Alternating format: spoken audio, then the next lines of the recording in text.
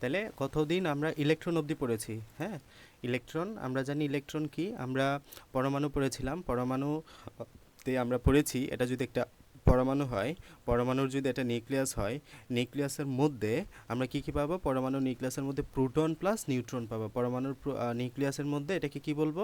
এটাকে বলবো আমরা নিউক্লিয়াস। হ্যাঁ, এটাকে বলবো আমরা নিউক্লিয়াস। এই নিউক্লিয়াসের মধ্যে আমরা কি পাবো? প্রোটন প্লাস নিউট্রন পাবো। এবং এই নিউক্লিয়াসকে কেন্দ্র করে বিভিন্ন কক্ষপথে এখানে কি পাবো? ইলেকট্রন পাবো। বিভিন্ন কক্ষপথে ইলেকট্রন পাবো। এই যে ইলেকট্রন, প্রোটন এবং নিউট্রন, এগুলো সম্পর্কে আমরা বিস্তারিত পড়াশোনা করছি। তো ইলেকট্রন সম্পর্কে আমরা কি পড়লাম? ইলেকট্রন হচ্ছে তোমার নেগেটিভ চার্জ বিশিষ্ট, ইলেকট্রন ঋণাত্মক চার্জ যুক্ত, এবং আধানের পরিমাণটা কত? -1.60 ইন্টু 10⁻19 কুলম্ব। আধানের চার্জের পরিমাণটা কত তার? তাহলে -1.60 ইন্টু 10⁻19 কুলম্ব, যেটাকে আমরা দিয়ে প্রকাশ করে থাকি। এটার প্রকৃত ভর, এটা আলটিমেটলি প্রকৃত বললে খুব সুন্দর হয়, এটাকে বলবো কি? প্রকৃত ভর।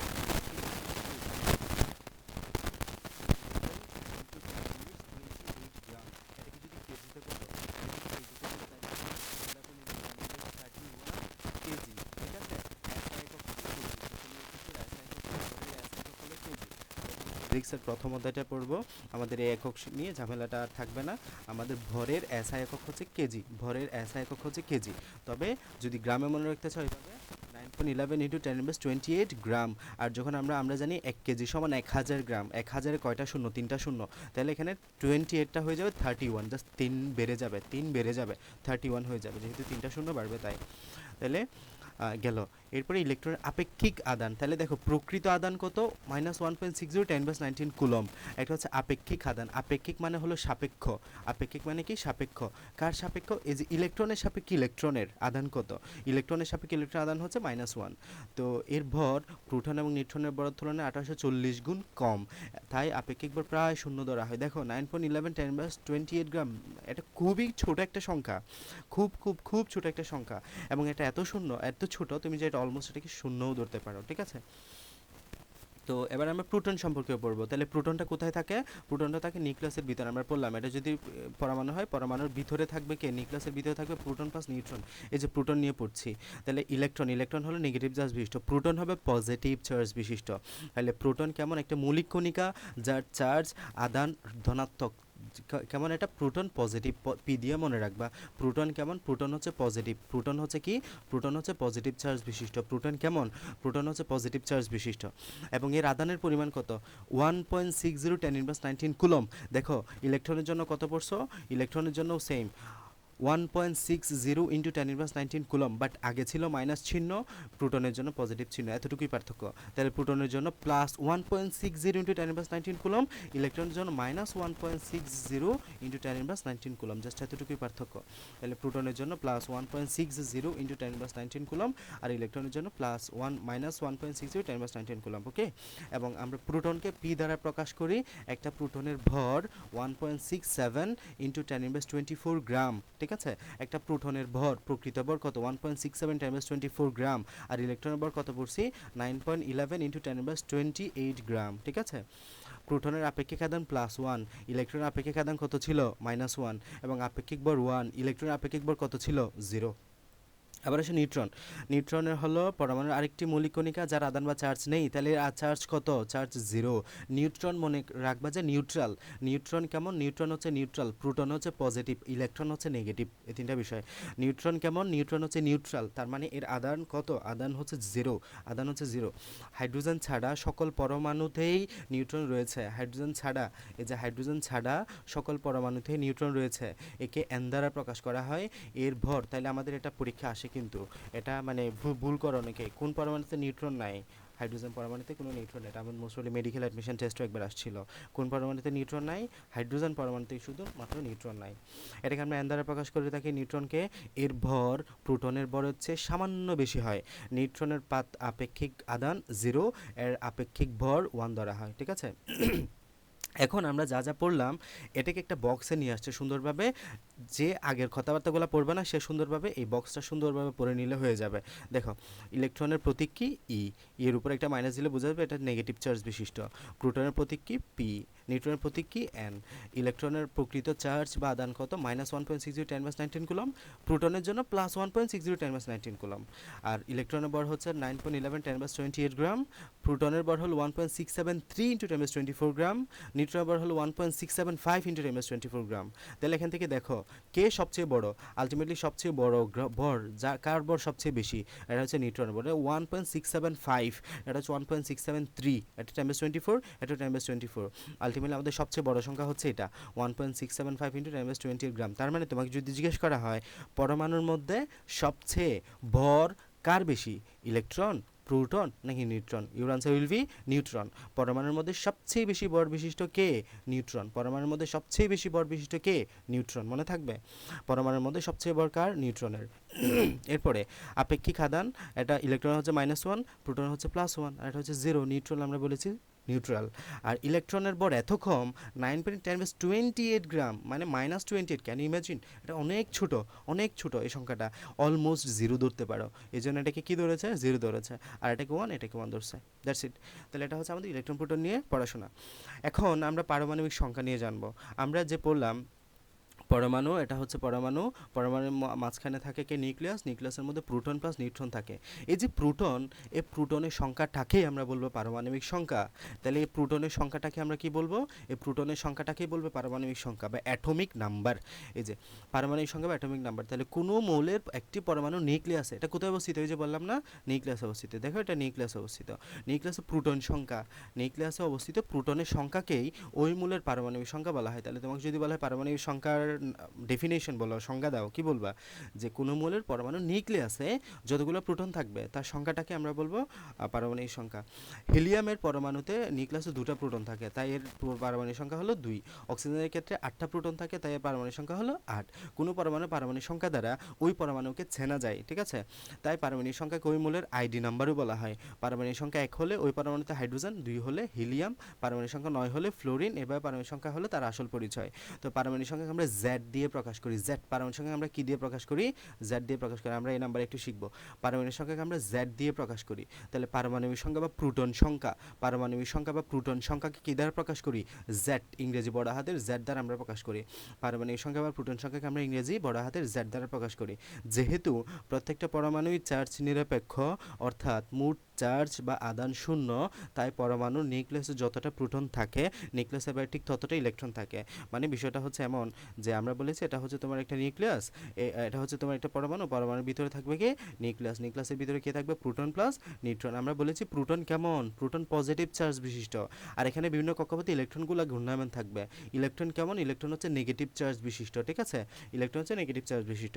আলটিমেটলি কি হবে, এখানে দেখো, এখানে যদি তোমার পজিটিভ, পজিটিভ এবং নেগেটিভ আমরা জানি নিউট্রাল হবে, তুমি যদি পজিটিভ নেগেটিভ একসাথে করো তাহলে সেটা নিউট্রাল হবে, তাই না। এখন কি হবে, এখানে তুমি যদি এই যে এখানে যদি মনে করো 10টা পজিটিভ চার্জ আছে, বাইরে ঠিক 10টা নেগেটিভ চার্জ থাকতে হবে, এটাই হচ্ছে নিয়ম। নিউক্লিয়াসের ভিতরে যদি ঠিক 11টা পজিটিভ চার্জ থাকে, বাইরেও ঠিক 11টা নেগেটিভ চার্জ থাকতে হবে, এটাই হচ্ছে নিয়ম। কারণ যতগুলো পজিটিভ চার্জ থাকবে ঠিক ততগুলো নেগেটিভ চার্জ থাকবে, যার জন্য আলটিমেটলি সামগ্রিক আধান বা মোট চার্জ হলো 0। পরমাণুতে ঠিক যতগুলো পজিটিভ থাকে ঠিক ততগুলো নেগেটিভ থাকে, পজিটিভে নেগেটিভে পরস্পরকে নিউট্রাল করে আলটিমেটলি মোট চার্জ বা মোট আধান যেটাকে বলি সেটা হচ্ছে কেমন, 0। এই যে যেহেতু প্রত্যেকটি পরমাণু চার্জ নিরপেক্ষ, মোট চার্জ বা আদান 0, তাই পরমাণু নিউক্লিয়াসে যতটা প্রোটন থাকে পরমাণু নিউক্লিয়াসের বাইরে ঠিক ততটা ইলেকট্রন থাকে। এটা কেন, কারণ বাইরে যতগুলো ইলেকট্রন থাকবে ভিতরে ঠিক ততগুলো প্রোটনই থাকবে। আলটিমেটলি প্রোটন এবং ইলেকট্রনকে পরস্পরকে কি করবে, নিউট্রাল করে দিবে, চার্জ হয়ে যাবে 0, এটাই। এবার আসে বর সংখ্যা। তো আমরা বর সংখ্যা বিষয়টা তোমরা আবার ওই জায়গায় যেতে হবে। দেখো এটা যদি তোমার একটা পরমাণু হয়, পরমাণুর এখানে ভিতরে কি থাকবে, নিউক্লিয়াস থাকবে, নিউক্লিয়াসের ভিতরে কে থাকবে, নিউক্লিয়াসের ভিতরে প্রোটন প্লাস নিউট্রন থাকবে, প্রোটন প্লাস নিউট্রন। এখানে প্রোটন সংখ্যাটাকে কি বলতেছি আমরা, পারমাণবিক সংখ্যা। এই প্রোটন সংখ্যাকে পারমাণবিক সংখ্যা বলি, এবং এখানে ইলেকট্রনটা বাইরে ঘূর্ণায়মান থাকবে। এখানে খেয়াল করো নিউক্লিয়াসের মধ্যে যে প্রোটন এবং নিউট্রন আছে, নিউক্লিয়াসের মধ্যে যে প্রোটন এবং নিউট্রন আছে, প্রোটন এবং নিউট্রন সংখ্যার যে যোগফল, নিউক্লিয়াসের মধ্যে যে প্রোটন এবং নিউট্রন আছে, প্রোটন এবং নিউট্রন সংখ্যার যে যোগফল সেটাকে আমরা বলবো ভর সংখ্যা, সেটাকে আমরা বলবো কি ভর সংখ্যা। তাহলে ভর সংখ্যা বা মাস নাম্বার কি, ভর সংখ্যা বা মাস নাম্বার হলো প্রোটন এবং নিউট্রন সংখ্যার যোগফল, প্রোটন এবং নিউট্রন সংখ্যার যোগফল। তাহলে ভর সংখ্যা বা মাস নাম্বার হলো পরমাণু নিউক্লিয়াসে প্রোটন এবং নিউট্রন সংখ্যার যোগফল, পরমাণু নিউক্লিয়াসে প্রোটন এবং নিউট্রন সংখ্যার যোগফলকেই বলা হচ্ছে ভর সংখ্যা। তাহলে ভর সংখ্যা বা মাস নাম্বার হলো পরমাণু নিউক্লিয়াসে প্রোটন এবং নিউট্রন সংখ্যার যোগফল। তাহলে কোনো পরমাণু নিউক্লিয়াসে উপস্থিত প্রোটন এবং নিউট্রন সংখ্যার যোগফলকে ওই পরমাণুর ভর সংখ্যা বলা হয়। ভর সংখ্যাকে আমরা এ দ্বারা প্রকাশ করি, পারমাণবিক সংখ্যাকে আমরা জেড দ্বারা প্রকাশ করি, একটু আগেই বলে আসছি পারমাণবিক সংখ্যাকে আমরা জেড দ্বারা প্রকাশ করি, আর ভর সংখ্যাকে আমরা এ দ্বারা প্রকাশ করি। যেহেতু ভর সংখ্যা হলো প্রোটন সংখ্যা এবং নিউট্রন সংখ্যার যোগফল, কাজেই ভর সংখ্যা থেকে প্রোটন সংখ্যা বিয়োগ করলে নিউট্রন সংখ্যা পাওয়া যাবে। বিষয়টা খুব সুন্দর যে ভর সংখ্যা সমান কি, ভর সংখ্যা সমান তোমার এই যে ভর সংখ্যা সমান প্রোটন প্লাস নিউট্রন, তাই না, প্রোটন প্লাস নিউট্রন। এখন এই ভর সংখ্যা থেকে তুমি যদি এখান থেকে দেখো তোমাকে ভর সংখ্যা দেওয়া আছে, ভর সংখ্যা থেকে তুমি যদি প্রোটন সংখ্যা বাদ দাও, এই পিটা যদি এই পাশে চলে আসে আলটিমেটলি মাইনাস হয়ে আসবে না। তাহলে ভর সংখ্যা থেকে তুমি যদি প্রোটন সংখ্যাটা বাদ দাও আলটিমেটলি তুমি নিউট্রন সংখ্যাটা পাবে, এটাই, এখানে আর কিছু না। তাহলে কি বলছে যে ভর সংখ্যা ইজ ইকুয়াল টু যদি প্রোটন সংখ্যা প্লাস নিউট্রন সংখ্যা হয়, তাহলে এই ভর সংখ্যা থেকে তুমি যদি প্রোটন সংখ্যাটা বাদ দাও আলটিমেটলি কি পাবা, নিউট্রন সংখ্যাটা পাবা। ঠিক আছে, এটাই। তাহলে কাজে ভর সংখ্যা থেকে প্রোটন সংখ্যা বিয়োগ করলে নিউট্রন সংখ্যা পাওয়া যায়। সোডিয়ামের ভর সংখ্যা হলো কত, 23। সোডিয়ামের প্রোটন সংখ্যা কত, 11। আমরা জানি সোডিয়াম 11। হ্যাঁ, এগুলা তোমরা আমি বলেছি যে চতুর্থ অধ্যায় পর্যায় সারণী অধ্যায় থেকে মিনিমাম 30টা শিখে নিবা। হাইড্রোজেন 1, হিলিয়াম 2, লিথিয়াম 3, বেরিলিয়াম 4 এইভাবে করে শিখবা। ঠিক আছে, তাহলে তোমার জন্য সহজ হয়ে যাবে। তাহলে দেখো প্রোটন সংখ্যা কত, সোডিয়ামের 11, সোডিয়ামের ভর সংখ্যা কত, 23। ঠিক আছে, সোডিয়ামের ভর সংখ্যা কত, 23। নিউট্রন সংখ্যা কত হবে, জাস্ট 23 মাইনাস 11, ভর সংখ্যা থেকে প্রোটন সংখ্যা বাদ দাও, যেটা পাবে সেটা হচ্ছে নিউট্রন। তাহলে 23 মাইনাস 11 ইকুয়াল টু কত, 12। তার মানে সোডিয়ামের নিউট্রন সংখ্যা কত, 12। ঠিক আছে, তাহলে তোমাকে যদি ভর সংখ্যা দেওয়া থাকে, প্রোটন সংখ্যা দেওয়া থাকে, নিউট্রন সংখ্যা কেমনে বের করবা, ভর সংখ্যা থেকে জাস্ট প্রোটন সংখ্যাটা বের করে দেবে, এটা হচ্ছে তোমার নিউট্রন সংখ্যা। এখন আমরা এটাকে সিম্বলের মাধ্যমে নিয়ে আসি। সিম্বলটা কীভাবে প্রকাশ করবা দেখো, এটা যদি তুমি এক্স বলো, এক্স মানে হচ্ছে যে কোনো মৌল, এটা হাইড্রোজেন, হিলিয়াম, লিথিয়াম যে কোনো কিছু হতে পারে। এক্সের বাম পাশে উপরে ভর সংখ্যা লিখবা এ, আমরা যেটাকে বলি, যেটা বলতেছ এই যে প্রতীকের বাম পাশে উপরে ভর সংখ্যা, প্রতীকের ডান পাশে নিচে পারমাণবিক সংখ্যা, এগুলো যেন মনে থাকে সব সময়, যে প্রতীকের বাম পাশে উপরে ভর সংখ্যা, এটাকে কি বলবা, এটাকে বলবা ভর সংখ্যা, এটাকে বলবা ভর সংখ্যা। প্রতীকের ডান পাশের নিচে প্রোটন সংখ্যা, প্রতীকের ডান পাশে নিচে প্রোটন সংখ্যা। তাহলে প্রতীকের বাম পাশে উপরে, বাম পাশে কিন্তু সবগুলাই, বাম পাশে উপরে ভর সংখ্যা, ডান পাশে নিচে প্রোটন সংখ্যা। এই যে সোডিয়ামকে প্রকাশ করছে, সোডিয়াম 23, তার মানে এটা কি, এটা হচ্ছে তোমার ভর সংখ্যা। বাম পাশে উপরে না, তাই ভর সংখ্যা। বাম পাশে নিচে কি বোঝাইছে, পারমাণবিক সংখ্যা বা প্রোটন সংখ্যা। ঠিক আছে, সুন্দর করে দেখাই দিছে। তো আমরা পড়লাম ভর সংখ্যা কি, ভর সংখ্যা হচ্ছে প্রোটন এবং নিউট্রন সংখ্যার যোগফল। আমরা পড়লাম পারমাণবিক সংখ্যা কি, কোনো মৌলের নিউক্লিয়াসে যতগুলো প্রোটন থাকবে সেই সংখ্যাটাই হচ্ছে তার পারমাণবিক সংখ্যা। পারমাণবিক সংখ্যা কি, তাহলে কোনো পরমাণুর নিউক্লিয়াসের মধ্যে যে প্রোটন থাকবে ওই প্রোটনের সংখ্যাটাকে আমরা পারমাণবিক সংখ্যা বলবো। আর ভর সংখ্যা কি, ওই নিউক্লিয়াসের মধ্যে যে প্রোটন প্লাস নিউট্রন থাকবে ওই প্রোটন এবং নিউট্রন সংখ্যার যে যোগফল, ওই যোগফলটা আমরা ভর সংখ্যা বলবো। তাহলে ভর সংখ্যা কাকে বলবো, প্রোটন প্লাস নিউট্রন সংখ্যার যোগফলটাকে আমরা বলবো ভর সংখ্যা। গেল, এখানে আমাদের দুইটা উদাহরণ দেওয়া আছে হাইড্রোজেন এবং হিলিয়ামের ক্ষেত্রে। দেখো হাইড্রোজেনের পারমাণবিক সংখ্যা হলো 1, ভর সংখ্যাও 1, ইলেকট্রন সংখ্যা তাহলে 1, এবং নিউট্রন সংখ্যা হচ্ছে 0। আমরা জানি নিউট্রন সংখ্যা কেমনে বের করে, ভর সংখ্যা থেকে তুমি যদি প্রোটন সংখ্যা বাদ দাও যেটা পাবে সেটা নিউট্রন সংখ্যা। তাহলে 1 - 1 = 0, আলটিমেটলি সংক্ষিপ্ত রূপ হচ্ছে এটা। হিলিয়ামের ক্ষেত্রে দেখো পারমাণবিক সংখ্যা 2, ভর সংখ্যা 4, হিলিয়ামের ভর সংখ্যা কত, 4, এবং ইলেকট্রন সংখ্যা কত, 2। এক্ষেত্রে আমরা জানি যতগুলো প্রোটন থাকবে ঠিক ততগুলো আবার ইলেকট্রন থাকবে, এই সেন্সে মনে রাখিও। আর নিউট্রন সংখ্যা কত হবে, নিউট্রন সংখ্যা কেমনে বের করতে হয়, a - z, তার মানে এই যে ভর সংখ্যা থেকে প্রোটন সংখ্যা বাদ দিলে যেটা পাবা সেটা হচ্ছে নিউট্রন সংখ্যা। ভর সংখ্যা হলো 4, প্রোটন সংখ্যা হলো 2, 4 - u = 2, এই যে 2 আনসার। তাহলে আমরা সংক্ষিপ্ত রূপ কেমনে লিখতে হয়, এই যে বাম পাশে উপরে ভর সংখ্যা 4, বাম পাশে উপরে ভর সংখ্যা 4, বাম পাশে নিচে প্রোটন সংখ্যা বা পারমাণবিক সংখ্যা বসালাম, এটাই হচ্ছে আমাদের সংকেত। এতটুকু কারো কোনো সমস্যা থাকলে আমাকে বলো। ওকে, সবাই বুঝছো?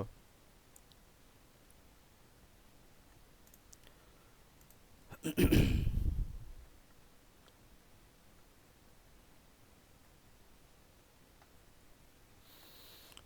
আমি তাহলে পরবর্তী টপিকে চলে যাই, এবং সবচেয়ে গুরুত্বপূর্ণ একটা টপিক, আমি জানি না আজকে কতটুকু এটা শেষ করতে পারবো। দেখো, পরমাণু মডেল খুব ভালো মতো করে বুঝো। এই পরমাণু মডেল তুমি এইচএসসিতেও পড়বা, এসএসসিতে পড়বাই, এইচএসসিতেও সেম পরমাণু মডেলটা পড়বা। সো সায়েন্সে যতদিন পড়ালেখা করো পরমাণু মডেল পড়ে যেতে হবে। আজকে এমনভাবে বুঝে নাও যাতে একেবারে হয়ে যায় আর অসুবিধা না হয়। দেখো, পরমাণু মডেল এই যে আমরা পরমাণু পরমাণু করতেছি, পরমাণু কি? পরমাণু হচ্ছে মৌলিক পদার্থের ক্ষুদ্রতম কণা। এই পরমাণু মডেলে আমরা তো আঁকলামই যে পরমাণু, এখানে একটা নিউক্লিয়াস থাকবে, প্রোটন প্লাস নিউক্লিয়াস থাকবে, তোমার নিউক্লিয়াসের ভিতরে ইলেকট্রন সমূহ ঘূর্ণায়মান থাকবে। এগুলো আমরা কোত্থেকে বললাম? এগুলো কি আমি জানি? মানে এগুলো তো আমার আবিষ্কার করা না। এগুলো কে আবিষ্কার করছে? এগুলো আবিষ্কার করছে মূলত আমাদের এই যে পরমাণু মডেলের মাধ্যমে। এগুলো আমাদের জানাশোনা হয়েছে মূলত পরমাণু মডেলের মাধ্যমে। সো আমরা এই পরমাণু মডেলটাই জানবো যে ইলেকট্রনগুলো কেমনে থাকে, কোথায় থাকে, প্রোটন কোথায় থাকে, কিভাবে থাকে, নিউট্রন কোথায় কিভাবে থাকে, এগুলো সম্পর্কে জানার মাধ্যমে হচ্ছে আমাদের পরমাণু মডেল বা অ্যাটমিক মডেল। তো আজকে আমরা রাদারফোর্ড পরমাণু মডেলটা নিয়ে আলোচনা করব। রাদারফোর্ড পরমাণু মডেল কত সালে উনি করে? এটা 1911 সালে। তাহলে রাদারফোর্ড পরমাণু মডেল কত সালে উনি এই সম্পর্কে ধারণা দেন? 1911 সালে আর্নেস্ট রাদারফোর্ড। ওনার পুরো নাম হচ্ছে আর্নেস্ট রাদারফোর্ড। আর্নেস্ট রাদারফোর্ড পরমাণু মডেল সম্পর্কে ধারণা দেন। আমাদের পরীক্ষা আসে রাদারফোর্ড পরমাণু মডেল কত সালে? 1911 সালে। আমরা এরপরে যে পরমাণু মডেল পড়বো সেটা হচ্ছে বোর পরমাণু মডেল। বোর পরমাণু মডেল কত সালে? 1913 সালে। সিকিউ, ক্রিয়েটিভ কোয়েশ্চেন বা সৃজনশীল রাদারফোর্ড পরমাণু মডেল থেকে আসতে পারে, বোর পরমাণু মডেল থেকে আসতে পারে। তোমাদের একটা সিকিউ বোর বা রাদারফোর্ড পরমাণু মডেল থেকে প্রতি বছর আসে। সো একটু আচ্ছা, তো রাদারফোর্ড পরমাণু মডেল 1911 সালে, বোর পরমাণু মডেল 1913 সালে, ঠিক আছে? তো এই যে বোর পরমাণু মডেলের স্বীকার্য কী কী ছিল? বোর পরমাণু মডেলের স্বীকার্য হলো টোটাল কয়টা? 4টা। আমরা 4টা স্বীকার্য খুব সুন্দরভাবে পড়বো। দেখো, প্রত্যেকটা প্রথম স্বীকার্য বা প্রত্যেকটা পরমাণুর একটা কেন্দ্র আছে। উনি বলেন যে প্রত্যেকটা পরমাণুর একটা কেন্দ্র আছে, ওই কেন্দ্রের নাম দেন উনি নিউক্লিয়াস। আমি যদি তোমাকে খুব শর্ট করে, আমার এটা অফলাইনে পড়ানোর ইচ্ছা ছিল, তারপরে একটু বলে দিই যে কীভাবে আসলে উনি এটা আবিষ্কার করেন। দেখো, আমরা আলফা কণা বিচ্ছুরণ পরীক্ষা পড়বো এখন। দেখো, এটা মনে করো একটা পাতলা স্বর্ণের পাত, খুবই পাতলা একটা স্বর্ণের পাত, এটা হ্যাঁ খুবই পাতলা। এরপর এখানে একটা পর্দা রাখা আছে, এখান থেকে উনি অসংখ্য আলফা কণা বা হিলিয়াম 2+, আলফা কণার সংকেত হচ্ছে হিলিয়াম 2+, ঠিক আছে? এটা হচ্ছে আলফা কণার সংকেত, হিলিয়াম 2+ নিক্ষেপ করেন। এটা হচ্ছে আলফা কণা বিচ্ছুরণ পরীক্ষা। এখন উনি দেখো এই আলফা কণাটা কেমন? পজিটিভ। দেখো 2+ মানে কি? 2+ মানে এটা পজিটিভ চার্জ বিশিষ্ট। এটা কেমন? এটা হচ্ছে পজিটিভ চার্জ বিশিষ্ট একটা কণা। এবং উনি এটা এদিকে নিক্ষেপ করে, এটা এদিকে নিক্ষেপ করে, ঠিক আছে? এদিকে এটা নিক্ষেপ করে।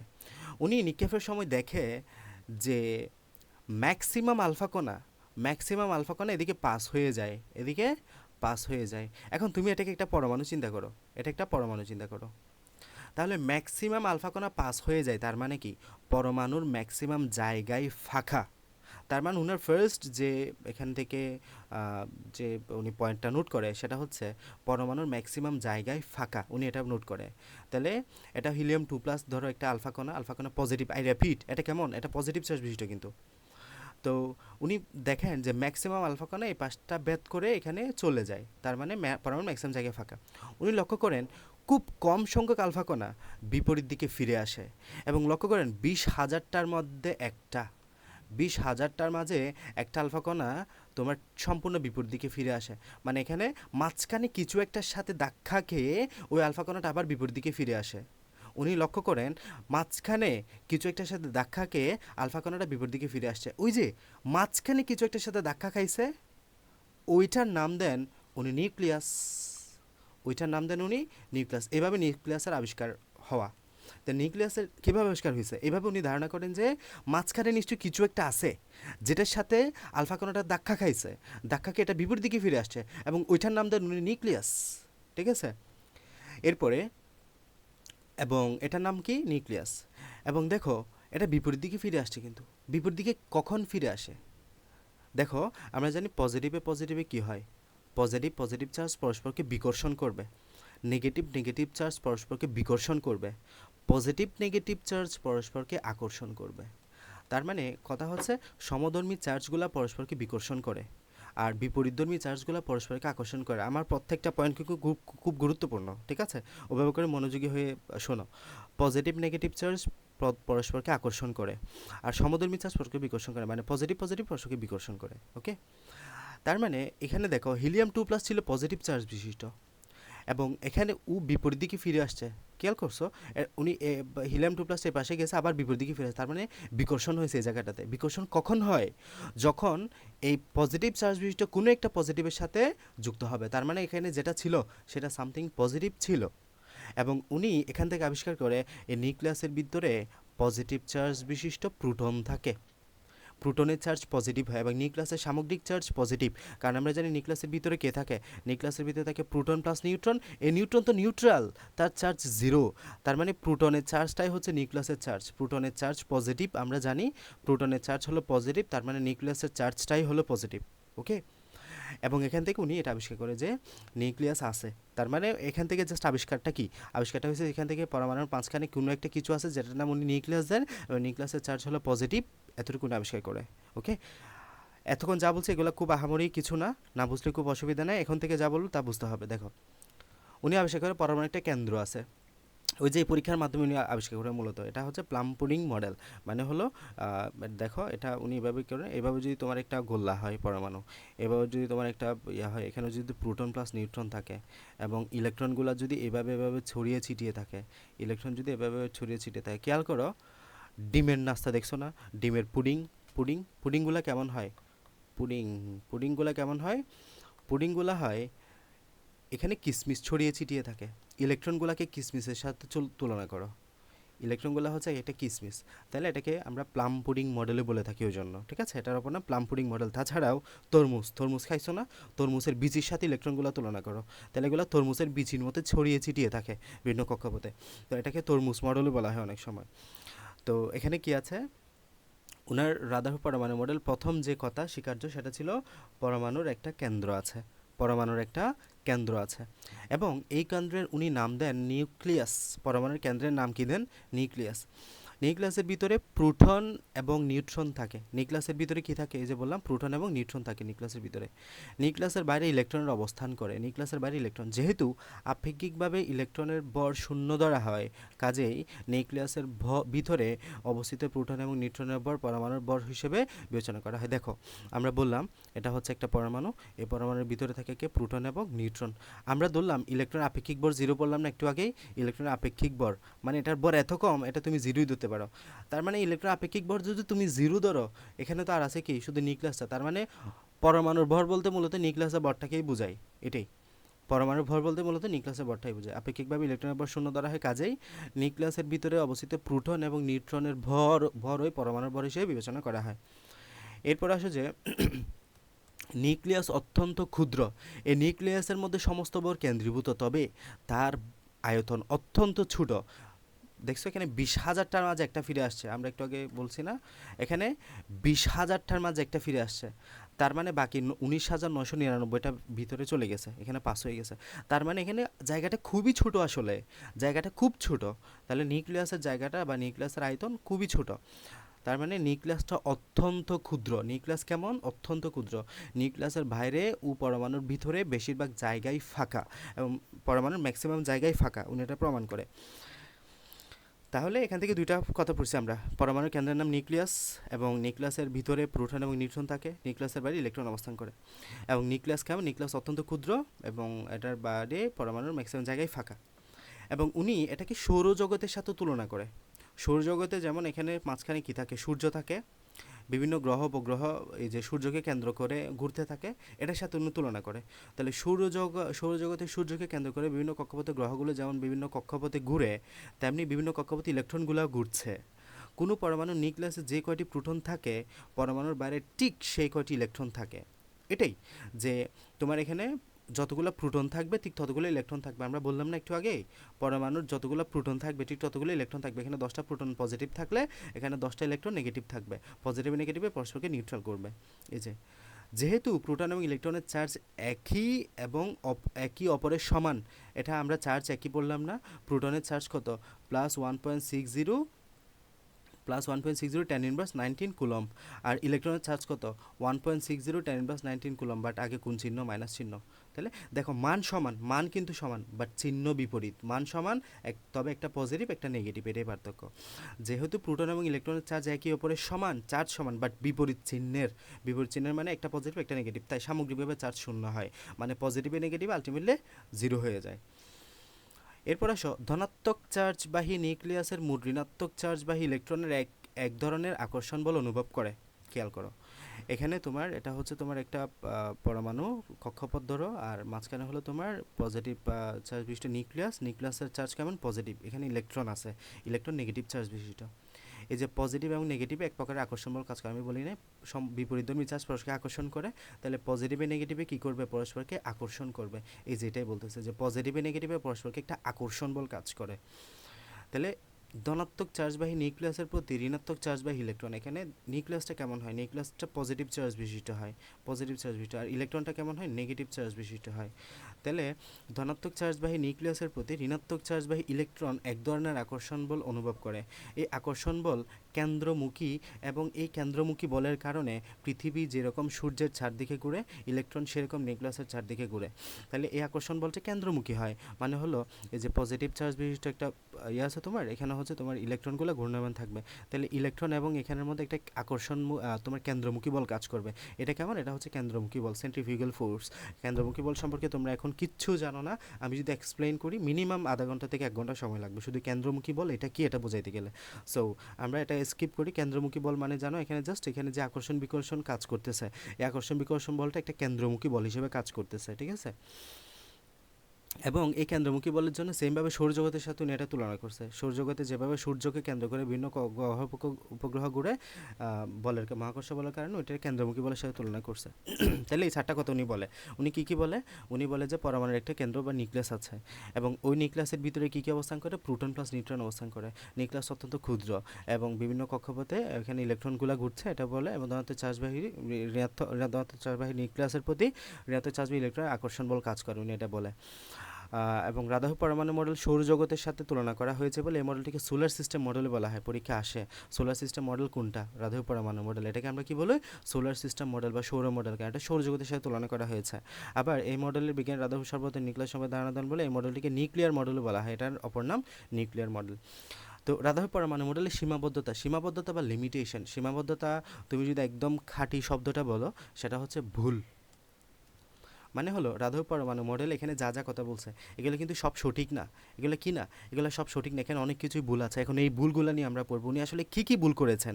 উনি এখানে সীমাবদ্ধ, এটা আমরা সম্মানপূর্বক এটাকে সীমাবদ্ধতা বলতেছি, যেহেতু তুমি বিজ্ঞানের ভুল ধরতে পারো, মানে বিজ্ঞানের ভুল এটাকে কেমন জানি মানে একটু যদি সম্মান দিয়ে বলো তাহলে সীমাবদ্ধতা বলবা। তাহলে রাদারফোর্ড পরমাণু মডেল সীমাবদ্ধতা বা ভুল যদি আমরা বলি, ফার্স্ট কথা হচ্ছে এই মডেলে ইলেকট্রনের কক্ষপথের আকার এবং আকৃতি সম্বন্ধে কোনো ধারণা দেয় না। মানে হলো উনি বলছে পরমাণুর ভিতরে প্রোটন নিউক্লিয়াস থাকে, নিউক্লিয়াসে প্রোটন নিউট্রন থাকে, আর কক্ষপথে ইলেকট্রন থাকে, জাস্ট উনি এতটুকু বলছে।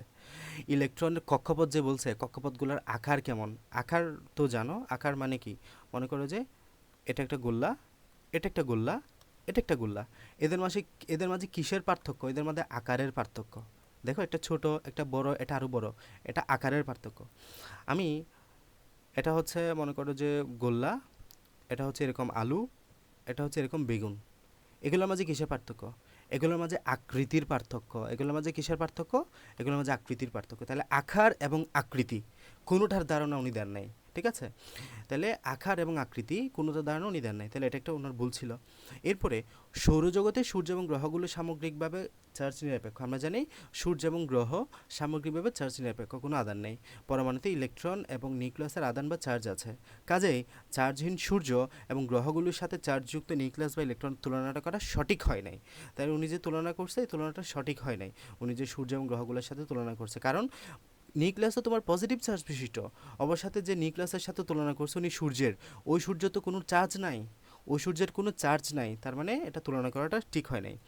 এরপরে একের অধিক ইলেকট্রন পরমাণুতে ইলেকট্রনগুলো কীভাবে নিউক্লিয়াসকে পরিভ্রমণ করবে সেটা ধারণা উনি দেন নাই। উনি জাস্ট বলছে একটা ইলেকট্রন কীভাবে ঘুরবে সেটা উনি বলেন, বাট একাধিক ইলেকট্রন আলটিমেটলি কীভাবে ঘুরবে সেটা উনি বলে নাই। এরপরে ম্যাক্সওয়েল সাহেব একটা তথ্য দেন। ম্যাক্সওয়েলের তথ্য অনুসারে ইলেকট্রন নিউক্লিয়াসকে কেন্দ্র করে এভাবে যদি ঘুরে, ইলেকট্রন যদি এভাবে নিউক্লিয়াসকে কেন্দ্র করে ঘুরতে থাকে, তাহলে কেন্দ্র করে ঘূর্ণনের সময় ক্রমাগত শক্তি হারাতে থাকবে।